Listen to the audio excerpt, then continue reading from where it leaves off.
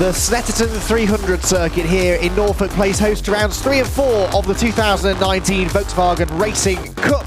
This is a really exciting championship. These are mini touring cars, lots of these drivers aspiring to make their way up the touring car racing ladder, and the racing reflects that because it's usually very, very close, very frantic, lots of overtaking. We're looking forward to 20 minutes of high-octane action here. My name is Andy McEwen. I will be one of the two voices talking you through the pair of Volkswagen Racing Cup races today.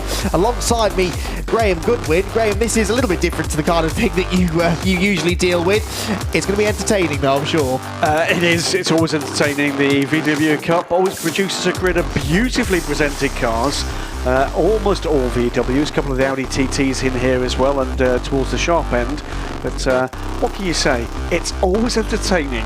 It is very close indeed, and despite the fact that it is called the Volkswagen Racing Cup, it is open actually to any cars within the VAG or under the VAG umbrella, which is why Audis, even Seats, are allowed to race on occasion as well. These Audi TTs are very quick, but they are not always the most rapid of things off the line. So Simon Walton on pole position, that looks really good for him, but if he leads into the first corner, well, there's first time for everything, I suppose, but he often has a bit of overtaking to do once the race gets going. There's a few interesting names amongst this grid as well. We just saw the grid flashing through at the bottom of your screen. Simon Walton is on pole position with Rob Allam alongside him. Josh Coggan is on row 2 with former British touring car racer Martin Depper on the second row with him. Tony Prendergast and Matt Evans are next, Dan Crossley and Lewis Smith row 8, and row 9 for the championship leader Owen Walton. So here's the son of Simon Walton, the second of these Audi TTs, and for one reason or another qualifying yesterday did not go to plan. So Owen Walton, the championship leader, only 2 points clear of Martin Depper. Depper is 4th on the grid, Walton is 9th, so some work to do there.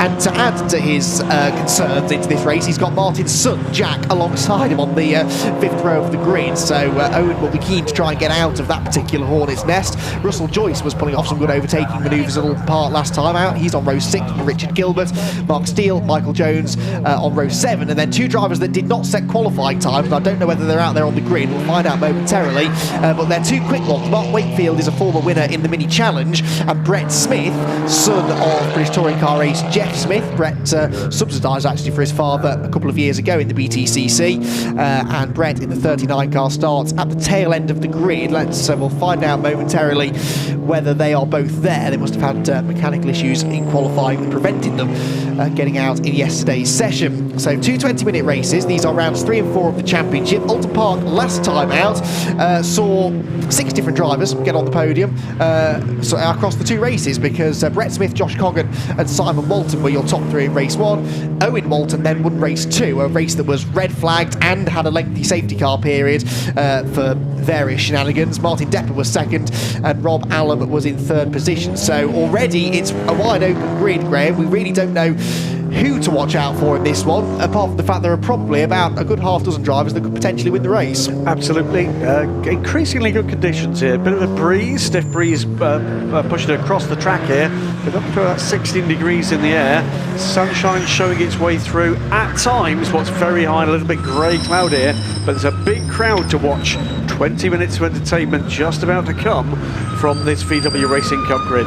Yes, this championship run by Stuart Lyons, another former BTCC driver, the Maximum group that he operates, and he's trying to nurture some young up-and-coming perhaps future British touring car racing talent himself. It looks like we do not have Mark Wakefield or Brett Smith at the back of the grid. That looks to me like there are 14, not 16 cars lining up for the start. Yeah, that's Michael Jones, car number 6 at the back. So we are missing 1 or 2. Oh, there's still more to come actually though. Who's this? This is that Wakefield. My eyesight really is going. That looks like it might be number 18 possibly. If it is though, that's not his usual car. Oh, there's plenty more joining in now. Right, so we do, so that's 2, 4, 6, 8, 10. I think that's 16. So they are there. Mark Wakefield and Brett Smith Two to watch out for at the back. They're both quick drivers, and they should move towards the top 10 fairly swiftly in this one. Simon Walton and Rob Allen then making up the front row of the grid. The white car of Josh Coggan is third. Away they go. Fairly even start made by both of the front row men of the initial launch, but it looks like maybe Allen on the outside line is going to sweep through into the race lead. So again, the Audi not that good off the line. Only loses one position though, so he's down to second and immediately on the attack to try and get the lead back. There around the outside goes Lewis Smith in the 24 car. One car on the grass already is 39 Brett Smith, so he was there at the back of the grid, and he's still at the back of the grid because he's been off at the first corner. And that's Simon Walton, the pole sitter that spun, and 24 Josh Smith has rotated in sympathy, so damaged the car as well. So there's contact, I'm afraid, for the Audi. There was definitely damage to the front of the car. Yeah, now whether that was from contact that caused the spin, or maybe as he spun he was collected by someone, but look, Rob Allen has lost the lead, so there was a real sort out of the hair because Josh Coggan has got in front now. So Josh Coggan, who was second in the first race at Alton Park and then brought about our red flag in race 2 when he spun into the barriers coming out of Cascade. So Josh Coggan into the lead, looking to try and get his first victory of the season. Rob Allen in second position therefore, and then goodness only knows who's third, because it's nothing like the grid order now, I don't think. There's the we've got a glimpse there of the second of the Audis. That was Owen Walton, who's already made ground from his 9th place starting spot, I reckon. And his real target will be Martin Depper, who is his nearest championship rival at this early stage. So we said there'd be entertaining races. These have been an entertaining start to the race. Disaster though for Simon Walton, one of the pre-race favourites, right at the back already. Yeah, he's got the car going again though, but some way back, as you quite rightly say. Up the inside though goes the sister car. The outside rather goes the sister car. Takes a position there, Walton Jr. Yep, and Owen Walton, who's been racing in this championship with his father for a few seasons now, and has yet to be able to really put together a solid championship campaign. Big 6th now for Owen Walton. Yeah, I'll go along with that, and we'll get confirmation as they come across the line, of course, but you can see a pair of Siroccos in front of him, a pair of Golfs applying the pressure behind him, and as they turn out onto the pit straight, yes, I thought that was Mark Wakefield. Mark Wakefield pulling out there, the grey car with the green highlights. Mark Wakefield from the very back of the grid is already well inside the top 10 then. He's pulling alongside Owen Walton, and that is for 6th position, as you quite rightly said. The Golf on the outside line. Will it go right round the outside? Yes, it will. So Mark Wakefield, what a storming opening lap that was, Graham. Absolutely stellar stuff there. And he takes that 6th position, hard fought, hard won by Owen Walton. He's going to have to do that again. Yeah, Dan Crossley, the next target for him. Owen Walton going backwards here, look, because that's Russell Joyce now in the Golf going around the outside of him. Russell pulled off some spectacular overtaking manoeuvres at Alton Park in the first couple of rounds and wasn't really fully rewarded. He had some penalties that he'd picked up after qualifying, so I think, if memory serves, had 10-second start penalties, and despite that was able to get a couple of decent results actually out of the Alton Park rounds. Was Russell Joyce to lie 5th in the points after the first 2 races, and he's just gone into 7th place in this race, and Jack Depper, the number 33 car, will follow him through. So again, a race that's promised an awful lot for these 2 Audi TTs is not right now delivering an awful lot of goodness for them, because Owen Walton does now drop down another position. That will mean that he's in 8th or 9th position even now, I reckon. Contacts behind for the recovering 39 car, but 8th position for a 9th position start on the grid for Owen Walton. Keeping an eye on where Simon Walton has recovered too, and whether the damage we saw to that car has had any kind of impact on its performance. It's certainly not affecting his straight line speed, because he's the fastest man in the speed trap that time around, but he is down in 15th position. He's not last though, he's ahead of the number 6 car of Michael Jones, but you don't score that many points, if any indeed, for finishing down in 15th place. He'll be after the top 10 if at all possible. Unsurprisingly, Josh Coggan has set the fastest lap, because that was the first racing lap. This will be the first full flying lap though, so we'll get to see now what sort of lap times they can get down to. Pole position was a 2 minutes 5.3. Coggan leading the way then, Rob Allen second. 3rd position, I don't think we mentioned him yet, is Tony Prendergast from 5th on the grid. He's had a decent start. So too Matt Evans from 6th on the grid to be 4th at the end of the opening lap.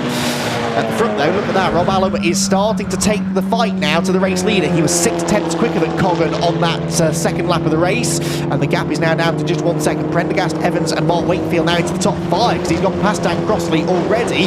At this rate, Graham, Mark Wakefield is just looking unstoppable, isn't he? He's into the top 5 already. He's 7.7 seconds off the lead, but with 15 minutes still to go, a podium's definitely on the cards. It's definitely not off the agenda, is it? Fastest lap of the race into the 208's the lead pairing, of course, outside of traffic, but faster still is recovering Simon Walton. He's already up to 13th. It's only 13.5 seconds off the lead here, and if he gets a decent run through here, there are positions to be made up. The two Audis almost together now on track. Yeah, as Simon Walton recovers and Owen Walton continues to fade, he's outside of the top 10 now, unfortunately, so I sense there may be some sort of an issue, underlying issue with that car. Mark Wakefield, though, on the attack. Matt Evans, this is about to lose 4th position, and the unstoppable force that is Mark Wakefield in this race is now up into the top 4. He's about a couple of seconds, I reckon, behind the podium runners, but that looks like a matter of when, not if, he catches them. Well, we're now going to see what pace he's actually got. He's clear of traffic now. He's got a bit of a gap to play with, and we'll certainly see what kind of lap time can be reduced. This, though, is the lead pairing, and that is not a second anymore, is it? No, it's not. It's about a car length, if that, as they turn through Brundle and Nelson. Josh Coggan in the, you can see, slightly different, that's the newer generation Golf that Josh Coggan is driving, but the cars are balanced so that there's no advantage, really, whether you're in a new Golf, an old Golf, or a Scirocco, or an Audi, or whatever else is eligible for the championship. The championship organisers do a good job of ensuring that the level of competition is fair and equal for all. And Josh Coggan is going to have to really get his elbows out now, because Rob Allam looks pacey this weekend. He out-qualified Coggan, albeit by about 300ths of a second, and he's right in the slipstream now. Well, there are the lead two. They've got a 4-second gap. They're both into the 207s. Allam quicker. Oh, big contact! Shot. Oh, that's a big shot. Oh my goodness, Dan Crossley, that is. Brett Smith slowed coming onto the pit straight, and as cars jinked out to avoid him, I think Brett was diving for the pit lane, and he and Dan Crossley tangled. Yeah, no surprise, the red flag is out. We've seen similar incidents to that in the past here at Snetterton. If you get contact coming onto the pit straight, the end of the pit wall comes up fairly quickly, and that was an enormous accident for the pair of them. The race being stopped so that the marshals can attend the scene of the accident as quickly as possible, and set about making sure the drivers are okay, but that's never nice to see. And well, yeah, Dan Crossley, unsurprisingly, a bit disorientated, but both he and Brett Smith are out of the car, it would seem, and that is the best news all day. But the tiniest bit of contact, wasn't it, really? But it was just wheel to wheel. A tiny bit of contact gave way to rather more significant contact at what turned out to be the worst possible place. Impact with the wall, and well, both cars in real trouble from there on in. It was a one-way ticket to oblivion, really, wasn't it? Good to see both drivers out of the car. Yeah, exactly. That is, I echo their sentiments entirely. It's never nice to see a big shunt like that, but such is the incredibly high safety standard that all modern day racing cars have to adhere to.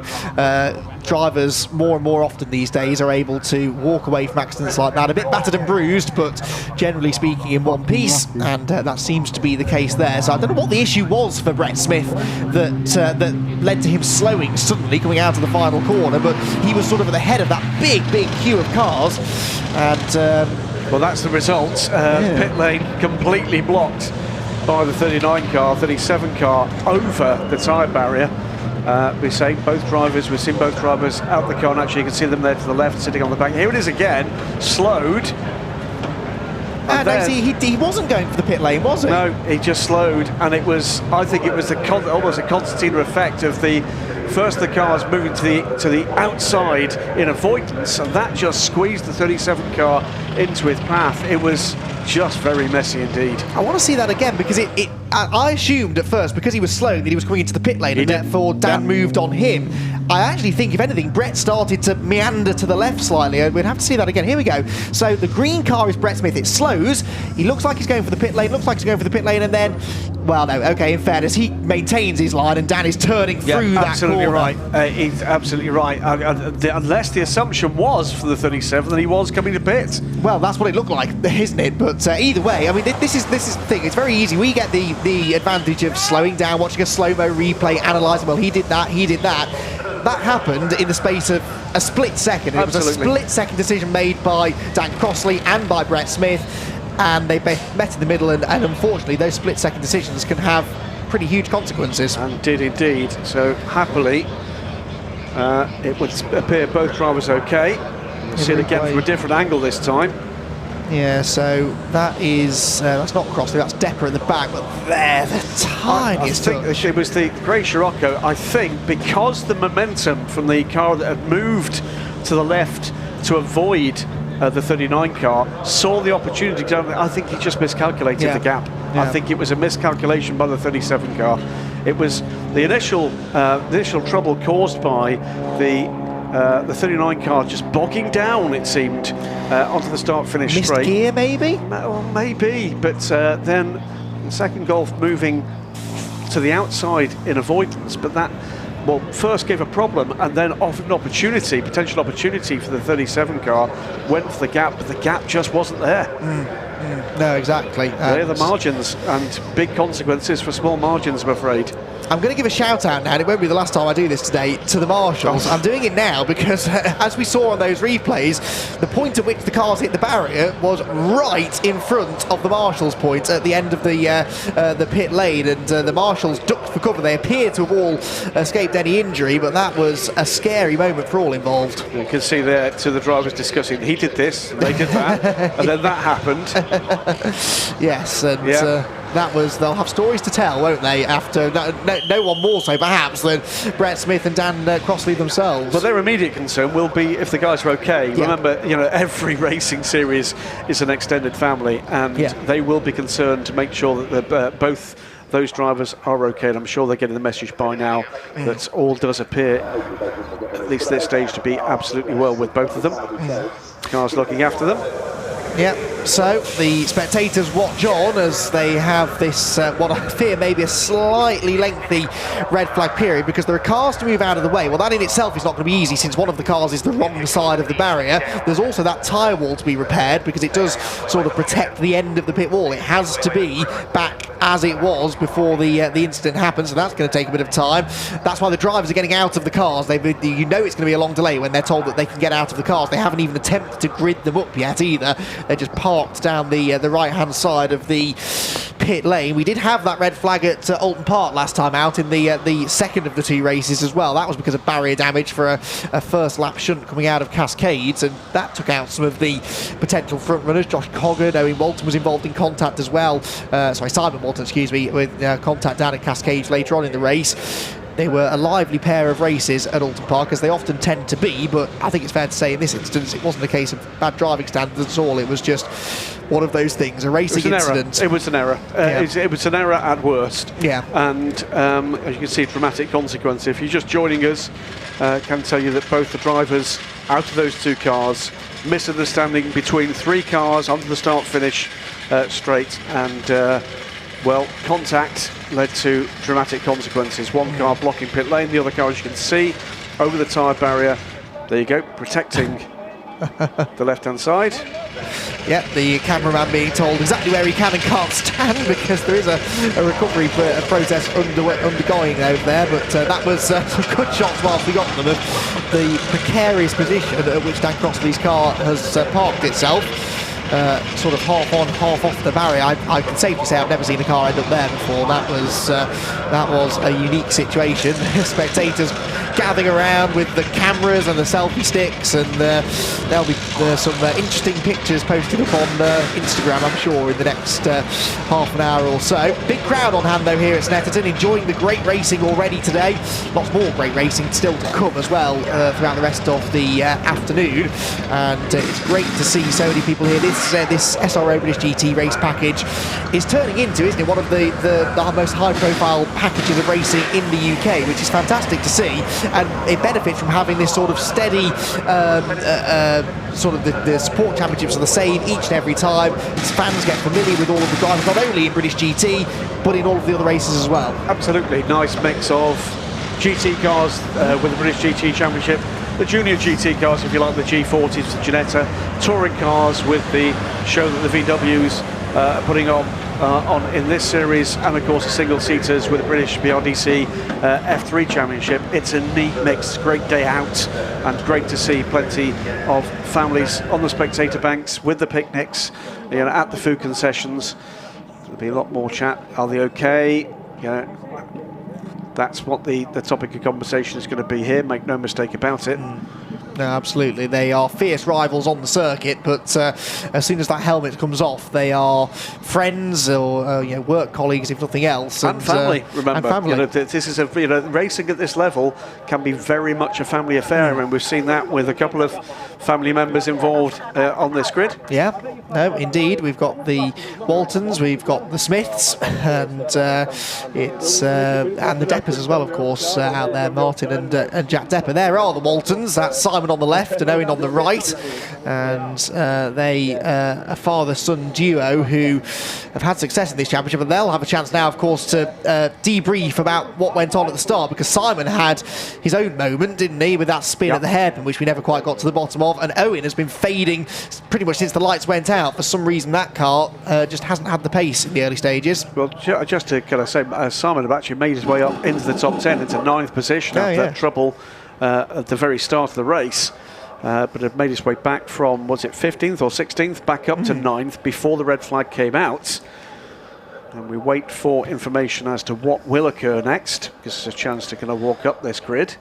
Yeah. Good looking grid, the VW race car. Always has been, and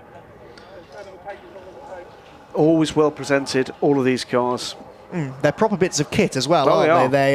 They're quick machines, and it is a real breeding ground for touring car talent. And in recent years in particular, we've started to see lots of drivers progressing from things like the VW Racing Cup into British Touring Car Championship, TCR racing as well, and it's a championship that's been around on this package for quite some time now, and continues to go from strength to strength. The team is all preparing the cars to a very high standard as well, as you can see, and it's always interesting to see the drivers that come up through this category and where they may end up. There's the number 5 car that was running in 3rd place before the red flag came out. That was Tony Prendergast, indeed, who had a best finish at Alton Park of 12th. He didn't finish the first race, he was 12th in race 2, so he's joined last in the championship, and he's up there in 3rd position. This is quite common in this championship, isn't it, though? Certain drivers seem to just click with circuits, and then other circuits they seem to struggle at, and that's why we get so many different drivers competing at the sharp end. And yeah, Tony Prendergast, good to see him up there. It can't just be you just have a bad day. Yeah. You know, a bad day at the office. It could be that there's your local circuit, a circuit that you're used to actually playing with. And Tony Prendergast, Suffolk. Lowestoft in Suffolk. This is his local circuit. Yeah. He'll know this place like the veritable back of his hand, and I'm sure he's done many more laps here than probably some of the other circuits the championship will actually visit. Yeah, that's the inside of the Golf, not as the factory presented it, of course. Stripped out, lightened up, tricked out. And this car looks, it's got a very TCR look about it, hasn't it? The body kit on this car, but purposeful looking piece of kit. Yeah, run by DW Racing, which is Daryl Wilson's team. Daryl is a TCR UK racer. He competed in a full season last year in a Vauxhall Astra, and DW Racing. Daryl is a former star of this championship. In fact, came back out at Alton Park in the diesel-powered VW Scirocco, the only diesel on the grid, and he was very quick as well. Was Daryl Wilson. Just had a bit of bad luck, unfortunately. Non-finished in race 1, and then had some incidents, ended up in 7th place in race 2. Daryl sticking to his team manager role this weekend, but very rapid driver from the Midlands. In rating terms, shame we got that red flag, because it was really, really shaping up to be a cracking overall battle. Number 12 car of Josh Coggan at the red flag, the lead, but last time across the line, because of course we count back to the previous lap, just a quarter of a second ahead of the number 89 car, Rob Allam's car. So a pair of very different looking goals, but as you quite rightly said, Andy, beautifully balanced here for, you know, real close competition in this championship. Yeah, and the organisers doing a good job with that and ensuring that the racing is close and competitive. Perhaps a bit too close on this occasion, but yeah, that Sadly was... so. They've got the flatbed moving in to remove one of the two cars. Yeah, so I don't quite know how they're going to recover the Dan Crossley car, because that's really has parked itself in an awkward position. They've got the forklift there as well, just addressing the barrier damage, fairly substantial barrier damage, I'd imagine, at the end of the pit lane. So that is, in a way, the biggest concern. Now that we know the drivers are okay, the next thing is to make sure that the track and the circuit furniture is fit for purpose again. That barrier has to be repaired, and it looks like it has been actually already.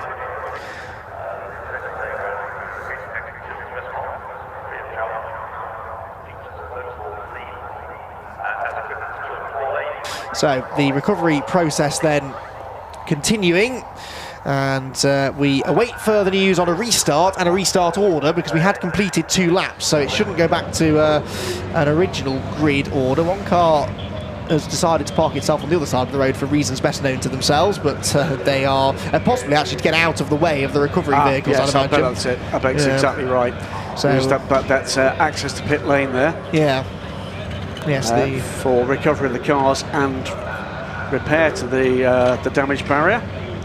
Yes, indeed, and that will all go on. The ever efficient Orange Army, the British Marshals, Absolutely. some of the best in the world, and you all know this from your travels internationally with various championships. The amount of British Marshals that turn up in the oddest of places, don't they? They are renowned for being some of the greatest, and are in high demand at as high a level as Formula One, aren't they? Well, very much so. You get new Class 1 tracks joining the circuit, if you like. It's all from the British Marshal clubs that they turn to train their in-country staff. Well, what we're going to do, I think, is take a look back at some of the highlights from the previous round at Alton Park, whilst we just wait for news on what the restart is going to be, whether we will get a restart for this race, rather than sit here showing static pictures of the cars sat on the grid. Let's show you some of the action from the opening 2 rounds a few weeks ago.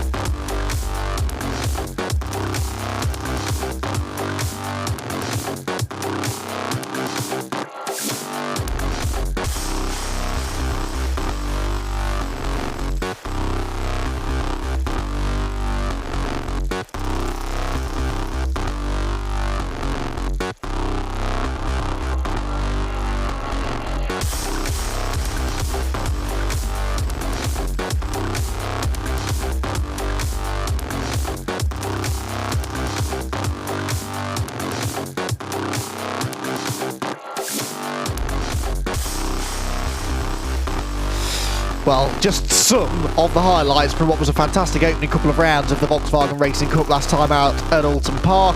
Here at Snetterton, sadly though, we are done, I think, for our first race of the day. The decision has been taken to cancel our first of 2 races. Hopefully we'll get a bit more racing action later on. 5:25 is the time that race number 2 will be getting underway. This brave is just so that the marshals and the medical crew and the circuit workers as well can make sure that they can deal with the incident, they can get the barriers repaired, get the cars out of the way, make sure the drivers are okay, and hopefully be good to go later on. Yeah, the expected traditional massive and effective response from extraction crews, emergency crews, medical crews to what was a significant shunt there.